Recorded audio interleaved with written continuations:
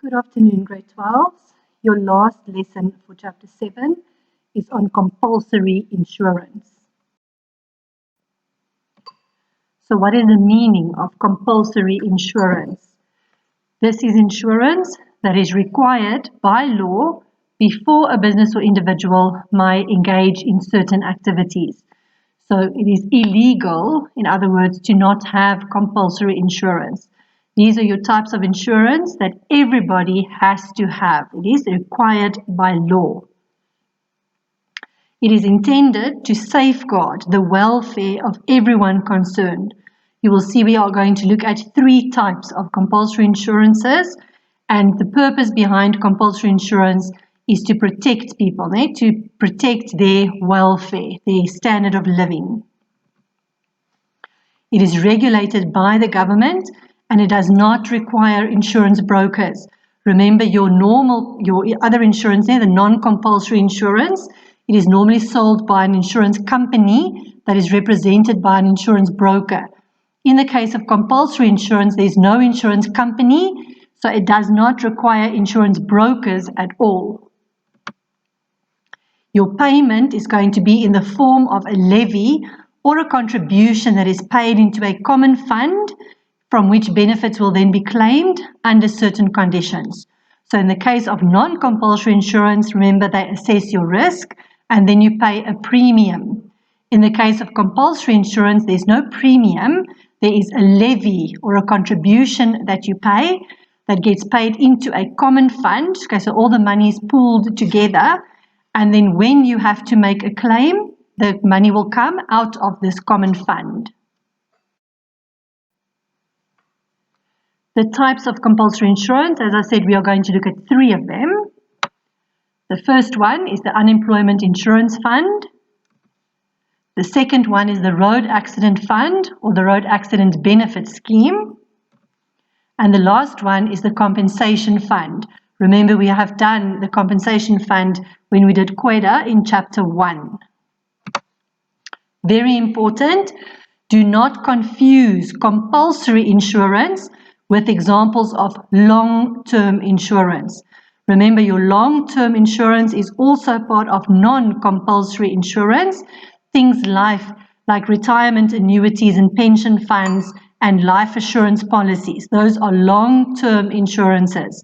The only things that are compulsory insurance in our country is the UIF, the RABS, and then the Compensation Fund. Do not confuse the 2. When we look at the Unemployment Insurance Fund, the UIF is there to provide benefits to workers who have been working and contributing to the fund and then become unemployed for various different reasons. Okay, so it provides benefits to people that did have a job, they have been working, and while they have been working, they have been contributing to the fund, and then something happens for whatever reason, and that person becomes unemployed. And remember, if we are unemployed, we do not earn an income. So the UIF, the purpose of the UIF is then to provide an income to those people that have lost their job for whatever reason, so that they can satisfy their basic needs.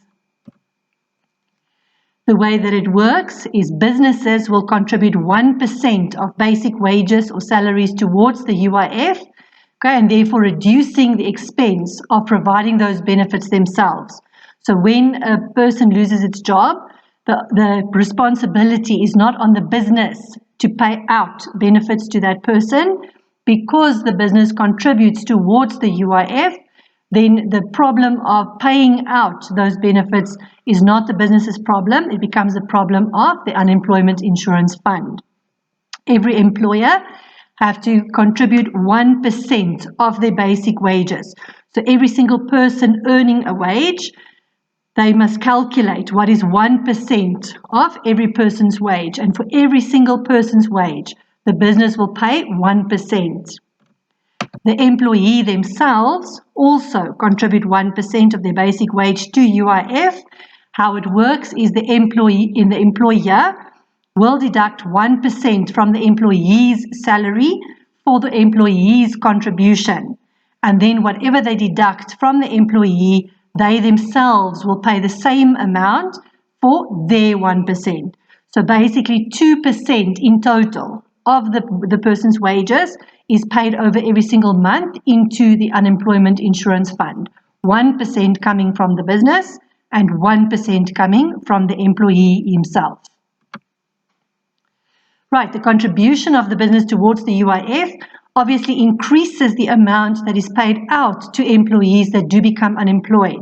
So because the business also contributes 1%, the amount that a person has contributed to that fund is growing because it is not just the employee that is contributing, the employer is also making a contribution. So the amount that can be paid out to employees when they claim can be bigger because the contribution is double. It is compulsory by law for all employees that work at least 24 hours per month to be registered for the UIF and then to make contributions. It is the responsibility of the employer to register for UIF and to deduct the UIF contribution from the employee and then to add theirs before they pay it over to the UIF. But if your employees are working more than 24 hours, it is compulsory by law that you register them and that you make your contributions. Unemployment Insurance Fund needs an affordable contribution that makes it possible for businesses to appoint substitute workers in some instances. Okay, so for example, in the case of maternity leave, remember legally an employer must provide 4 months maternity leave to pregnant employees, but the law does not state that maternity leave has to be paid. So when you have contributed to the UIF, when your female employee goes on maternity leave, you don't have to pay her for those 4 months because she will be claiming from UIF. And because you are not paying her for those 4 months, you do have money available to appoint a substitute worker in her place that can actually perform her duties. It is very difficult for some businesses to pay the employee that is on maternity leave as well as to also pay the person that is doing the substitution. Okay, not many businesses have enough cash flow to pay for 2 people. So if you gave them unpaid maternity leave, they claim from UIF, you don't have to worry about paying them because the UIF will pay them and you have cash available to pay for the substitute worker. The business also cannot be held responsible for unemployment cover because the UIF pays out to contributors directly, or in the case of a contributor dying, they pay out to the dependents of the deceased these contributions. All right. So again, it removes the responsibility for this from the business. The business transfers all of this responsibility onto the UIF because the UIF doesn't pay out to the business and then the business pays out to the employee. The UIF is going to pay out straight to the employee. Okay, so the business has got nothing to do with it. Once they have paid their contributions, it is no longer their responsibility. The UIF has the responsibility to make sure that that employee receives his payout, or as I mentioned, in the case of the employee having passed away, the money will be paid out to that person's dependents. Okay, as I mentioned earlier, businesses are compelled to register the employees. Remember, I did say it is the responsibility of the employer to make sure that all of their employees are registered with the fund. It is the responsibility of the business to deduct that 1% of the employee's salary. It is the responsibility of the business to take the employee's contribution together with the business's contribution and to pay it over to the UIF. But that is where their responsibility ends. Just very important, you will be penalized if you use the term workman's compensation instead of UIF. Workman's comp, that is a term that people used to use. Okay, there's still a lot of people in industry out there that refers to it as workman's comp, but you cannot talk about workman's compensation. The correct terminology, you have to use the correct terminology, which is UIF, Unemployment Insurance Fund, no workman's comp. the benefits of UIF. Okay, the UIF obviously provides different kinds of benefits. The one that we have been referring to all this time was the unemployment benefit. Okay, so obviously employees who become unemployed or retrenched due to restructuring or an expired contract may claim within 6 months after becoming unemployed. Right, so if any employee would like to claim UIF, it is vital that they lodge their claim within 6 months after becoming unemployed. So anybody that has become unemployed or that is being retrenched, okay, because businesses can no longer afford to pay them, or their contract has basically expired, now they worked on a contract and the end of the contract has now come, they can put in a claim within 6 months. Unemployed employees can only claim from UIF if they contributed to the UIF. This is very important. People do not automatically qualify for UIF. You can only claim UIF if you have been contributing to UIF. And your unemployed employees can enjoy these benefits until the allocated funds are exhausted. All right, so obviously for years and years and years and years, you have been contributing towards the fund, and over those years you have built up a certain amount of money in this fund. And when you start claiming, they are going to pay out whatever you have paid into the fund. So if you have only been working for a short amount of time, your benefits are obviously not going to be very big because you haven't been contributing for a long, long time. So the longer you have worked for before you start claiming, the longer you're going to enjoy these benefits because you have more money that you have contributed in this fund. Right, it's not a question of it goes into a kitty and everybody gets X amount. The amount that you receive will be based on the amount that you have contributed. And as soon as what you have contributed runs out, you will no longer be able to claim these benefits, because your benefits will be finished. If a worker voluntarily terminates his contract, he may not claim from UIF. This is very, very important, and a lot of people don't know this. So you can only claim UIF if you lose your job, not if you quit your job. So if you resign voluntarily, you decide you no longer want to work, you will be unable to claim from UIF. It has to be because of other reasons. Now, you cannot just decide you don't want to work anymore and then you get UIF. Also very important, no tax is payable on unemployment benefits. Remember, these unemployed benefits comes from a contribution that you have made over the years when you were working. And when you were working and earning a salary, your salary was taxed. That part of your salary that you pay to the unemployment, they can't tax that again. So no tax is payable on unemployment benefits, nothing at all, no income tax. The second benefit of UIF in terms of illness benefits or disability, any employee may receive these benefits if they are unable to work for more than 14 days without receiving a salary or a part of their salary as a result of a sickness or a disability. So even if you are employed, you have a job, but you are unable to do your job for more than 2 weeks, 14 days, that you are not being paid, you're not even getting a part of your salary because of being unable to work as a result of illness or sickness, then you can also apply to the UIF to receive a disability or a sickness benefit. Very important, you may not claim these benefits if you refuse medical treatment. Okay, obviously we are going to assume you get sick, you have to go to the doctor, but you stay sick for longer than 14 days. If you go sick and you do not want to go to the doctor, you are now most keeping yourself sick for a nice and long time. It's like you don't want the medicine, you don't want to get better because you don't want to go back to work when you're sick, because you can stay sick as long as what you want now. So anybody that refuses medical treatment will not qualify for this benefit because they are choosing to stay sick. They are not choosing to get better. All right. So if you do get sick or you do get disabled and you are unable to work for longer than 14 days, but very important, if you get paid for those 14 days, you can't claim your salary and UIF. If you become disabled and you don't get paid, or you don't even get a part of your salary, then you can claim UIF.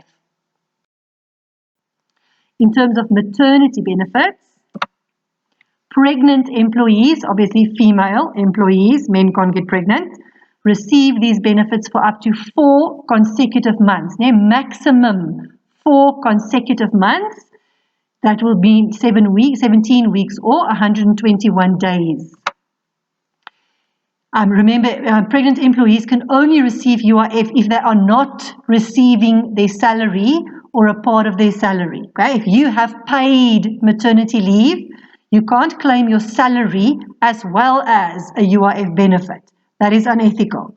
Only if you get unpaid maternity leave and you do not get your salary, then you can claim maternity benefit.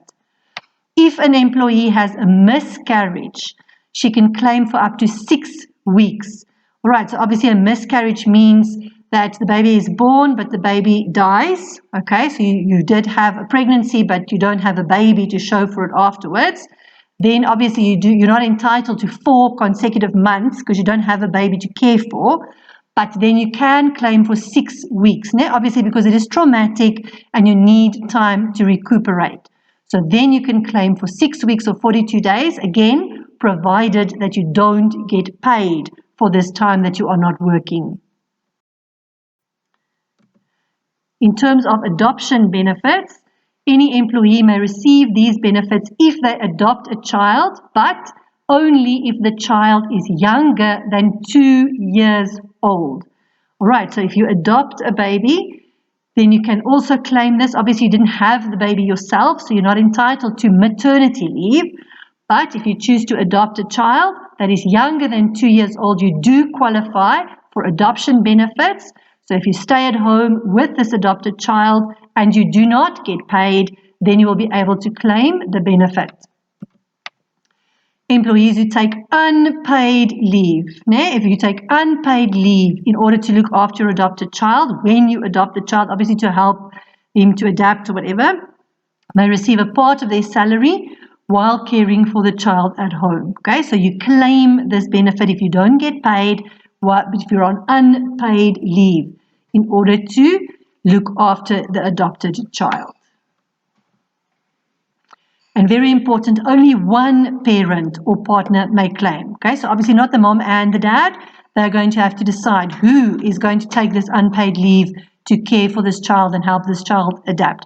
Most cases, it will be the mother. Okay, but obviously it's not exclusively like sexual freedom and what, there, no discrimination. So obviously it can also be the male partner. The last benefit of UIF is your dependent benefits. This happens if the breadwinner who have been contributing to the UIF for all these years before he dies, if that person dies, obviously now he can't claim his unemployment benefits, but all that money that he has contributed to the UIF over those years, it is his money, it remains his money. So that money, his dependents can claim for that money. Okay, so if a breadwinner dies, the wife, the husband, the children, they can apply to receive the dependents' benefits. Okay, so the spouse of the deceased may claim, and she doesn't have to be unemployed. Okay, remember the person who died have contributed to the UIF, but that person has now died. So that person can never, ever, ever claim that money that he has paid over all these years because he's no longer there, but it is still his money. So when he dies, his wife can put in a claim even if she is employed. Okay, she doesn't have to be unemployed. It's not her unemployment insurance. It is the spouse's who dies. It's his contributions that the family is now entitled to, whether the remaining spouse is employed or not. Very, very important. Once again, do not get confused between the benefits of UIF and types of leave. It looks a lot similar, because we get maternity leave and we get paternity leave and we get adoption leave. Don't get confused with it. Think, read your question, think. What are they asking? Are we talking types of leave or are we talking UIF benefits? Think nicely, don't get confused. The next form of compulsory insurance we are going to look at is the Road Accident Fund or the Road Accident Benefit Scheme. It is exactly the same thing. RAF is just what we used to call it, and the RABS is what it is called now. But many people still refer to it as the RAF.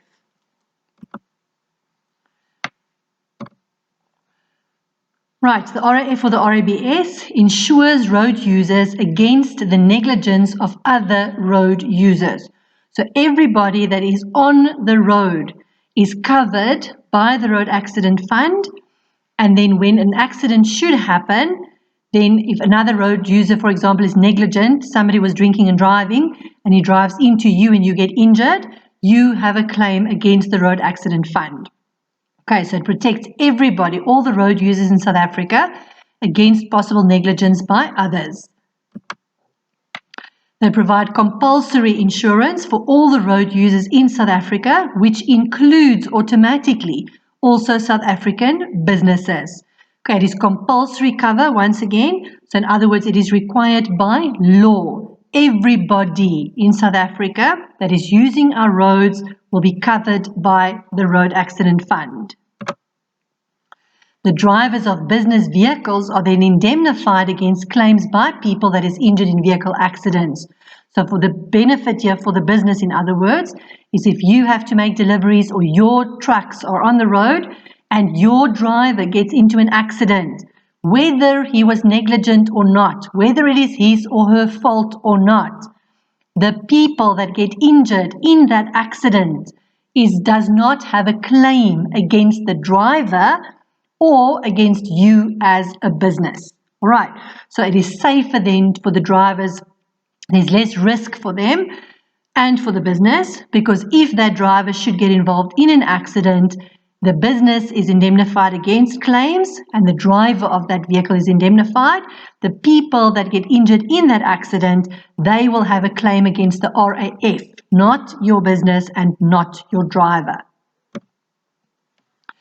Okay, how do they fund this? Obviously, when they make out payments, they need to receive contributions of some sort. You will hear they talk about a fuel levy when they announce the budgets and stuff as well in February. They refer to a fuel levy. That fuel levy is where the money comes from for the Road Accident Fund. Everybody that buys petrol or diesel, this fuel levy is part of the price of petrol and diesel. So we are paying this fuel levy without even knowing that we are making a contribution to the Road Accident Fund. Okay, a certain part of that petrol price, a specified amount of that petrol price is a fuel levy.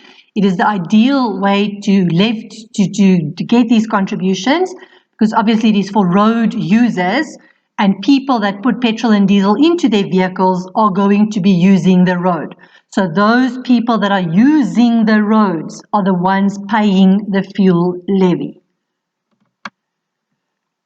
The amount that can be claimed for loss of income. Okay, so should an accident happen on the road and you do get injured or you do become disabled, you have a claim against the RAF, but the amount that you can claim is limited by legislation. It's prescribed. You don't choose the amount that you want to claim. There is specified amounts specified for certain things, and that will be done through law. If you are injured or killed in a road accident, obviously if you die in that accident, you yourself cannot make a claim against the Road Accident Fund because you are no longer there. But in that case, your next of kin, okay, the people that your family, your wife, your husband, your children, they can claim directly from the Road Accident Fund. All right, so where a breadwinner or where a parent or whatever is killed in a road accident, the family will have a claim against the RAF because obviously their breadwinner is now gone and they are left without an income. Now, very important, both injured parties and negligent drivers are covered by the Road Accident Fund. So if there is an accident on the road, both the person causing the accident and the innocent party, both of those people, everybody involved in this accident, will be covered by the Road Accident Fund. The injured parties will be compensated irrespective of whether the negligent driver is rich or poor and insured or uninsured. All right, so if you are injured in an accident, it doesn't matter if the person that drove into you is rich or poor, because your claim is not against that person. Your claim is against the Road Accident Fund. Doesn't matter if that person is insured or uninsured, your claim is against the Road Accident Fund. But remember, if you are in a car accident, you can't claim from the Road Accident Fund for the damage done to your vehicle. Now, that is not compulsory insurance. That's where normal insurance is going to come in. We are talking about injuries. People that are in accidents and become injured or disabled. The claim is for the injuries or the disabilities, not the damage to your asset. That's very important. That kind of cover is non-compulsory insurance. That's a separate issue completely. Okay, but when you are injured on the road and you would like to make a claim against, because obviously you're now losing income because you're injured or you're disabled or whatever, then obviously it doesn't matter. The person causing the accident is not the one that is going to compensate you. So it doesn't matter if that person has insurance or not, if he's got money or not. Your claim is not against that person. It is against the Road Accident Fund. Now, the reason why now the RABS exists is to provide a benefit scheme that is reasonable and equitable, affordable and sustainable. Okay, reasonable, equitable means fair. Now, it is fair towards both parties. It is fair to everybody. It is affordable. Okay, once again, it's not some people that pay. Those people that put petrol or diesel in their cars, the road users, everybody is contributing to this fund without even knowing it. So it's affordable. It's not a separate payment that you now make, that you're now going to feel you're making this payment. You don't even know that you are making this payment. Okay, it's part of that, the petrol price and the diesel price that you pay. Okay, so it's very affordable because it's not a big amount of money that you need to pay. RABS aims to simplify and speed up the claims process because the victim of road accidents no longer have to prove who caused the accident. Now, this is new. In the olden days, they first had to do an investigation and they needed to determine who is the guilty party. Now, with the RABS, it doesn't matter because both the guilty or the negligent party and the injured innocent party, both of them, have a claim against the Road Accident Fund. So it doesn't matter who caused the accident. That is not the point at all, okay? There's no worry about whose fault this was and who caused this accident. Doesn't matter. So there's no longer an investigation that has to happen, so claims can be settled quicker. Okay, we don't have to wait for that investigation to be finished first. It also enables road accident victims speedy access to medical care because, again, now we don't have to wait for that investigation to be finished before we can determine who is going to receive a payout and who isn't, who was guilty and who wasn't, okay? So people can get access to the medical care as soon as. The last compulsory insurance that we are going to be looking at is the Compensation Fund, QUEDA. I'm not going to say too much here because this we have dealt with in detail in Chapter 1 when we did the Act itself. Right, so we said this fund covers occupational diseases and workplace injuries. All right, so anytime when there's an occupational disease, when people get hurt or injured while they are at work, they can claim from the Compensation Fund. But remember, we said it has to be a disease or an injury that they picked up while they were at work doing what they were supposed to be doing at work. It compensates employees for injuries and diseases that happened at work, as I said, while they were performing their duties. And the compensation paid, the amount, the size of the claim that the person has, is determined by the degree of disablement. If you just cut off the tippie of your finger, obviously you're not going to get as much money as the person whose whole leg was cut off by the machine, right? So it depends on the degree, the severity of your injury. That will determine the amount that you can claim from the fund. The contribution payable is reviewed every few years, obviously according to the risk associated with that type of work. So obviously the Compensation Commission, they will review how big the risk is at the workplace, and same with other insurances. The higher the risk, the higher the contribution that is due, because if there's a high risk, the chance of an accident happening is obviously much bigger. All right, so every few years they think, okay, how much is the risk? Has there been any changes? And the risk will determine the size of the contribution that you have to pay towards the compensation fund. All employers, once again, because this is compulsory insurance, all employers must, by law, register with a compensation fund so that their employees will be covered in case of accidents and diseases that they pick up at work. Again, it is not the responsibility of the employee, the employer, the business. It is their responsibility to register their employees with the compensation fund and to make the relevant contribution. The fund then covers employers for any legal claim that workers may bring against them. The advantage for the employer is that if a worker does get injured at work, he does not claim from the employer. The employer is not the one that has to compensate him for his injury. The compensation fund will cover the cost of that compensation. The claim is against the compensation fund, not the employer. So it does protect the employer. Employers legally are required to report all accidents within 7 days. So if there was an accident at work, it is the employer's responsibility to report this accident within 7 days, and any diagnosis of an occupational disease must be reported within 14 days.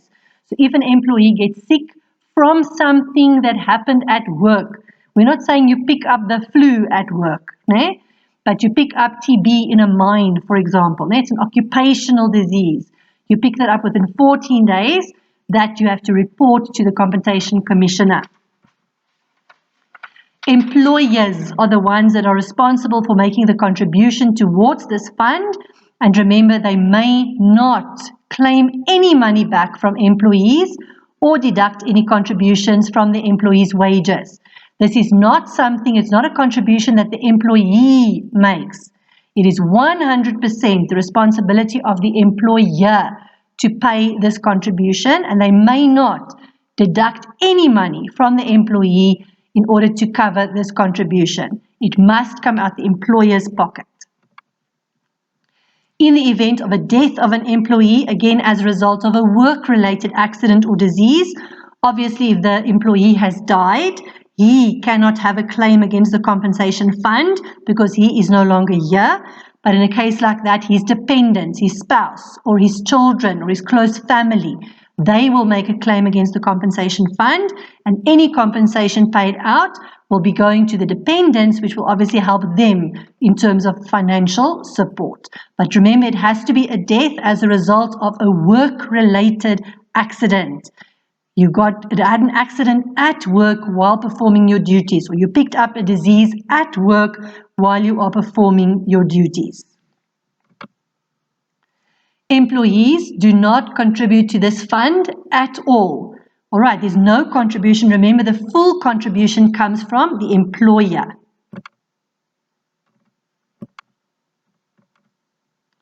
Employees can then receive medical assistance provided there is no other party involved. So you cannot make a claim. In other words, if you do get injured, you can't make a claim against your medical aid and then claim from the compensation fund. Then you choose. You're either going to claim it from your medical aid or you're going to claim it from the compensation fund. You can't have it both ways. Okay, very important. COIDA as an act, like we did it in Chapter 1, has benefits for both employer and employee. But COIDA as a type of insurance benefit, as compulsory insurance, that benefits the employee. Now, the employer doesn't get anything in return. He makes the financial contribution and he doesn't get anything in return. Whereas the employee makes no contribution, but he receives the payouts if he qualifies, as a result of an accident or an injury. Lastly, just very quickly, if we look at the difference between compulsory and non-compulsory insurance, this is something that they ask very often in the exams. When we talk about compulsory insurance, we said it is required by law. It is compulsory for everybody to have this type of insurance. There is an obligation for it to be taken out and paid for. It is a legal requirement. Whereas your non-compulsory insurance is completely voluntary. The insured, the business, the individual, has a choice whether they want to enter into an insurance contract or not. Some people have insurance, some people choose to not have insurance. They are not legally obliged to do it, it is their choice. Compulsory insurance is regulated by the government, so compulsory insurance is not taken out using an insurance company, and there's no insurance broker, no insurance contract. Whereas with non-compulsory insurance, the insured, the business, the individual, will enter into a legal insurance contract with an insurer, which will be represented by an insurance broker. So you have a contract with an insurance company and you will go through an insurance broker. There is a contract, whereas with compulsory insurance, no contract, because there's no broker and no insurance company. In the case of compulsory insurance, the payment, the contribution towards the compulsory insurance is made in the form of a levy or a contribution that is paid into a common fund, and then when certain eventualities happen, you claim from this common fund. Now, everybody that contributes his money goes into one fund. In the case of non-compulsory insurance, the monthly or annual premiums must be paid for you to be covered for a specified risk. So you are entitled again to your money that you have contributed in the form of a premium that if something happens, they are going to pay out. Okay, so in the case of compulsory insurance, you pay a levy. In the case of non-compulsory insurance, you pay a premium. And then lastly, just examples. 3 examples of compulsory insurance is the UIF, the RAF or the RABS, and then the compensation fund. Your non-compulsory insurance will be any kind of short-term insurance, insurance of your car, your house, your jewelry, your TV, your phone, okay, against theft or fire or any kind of damage, as well as long-term insurance like pension funds, retirement annuities, and life insurance.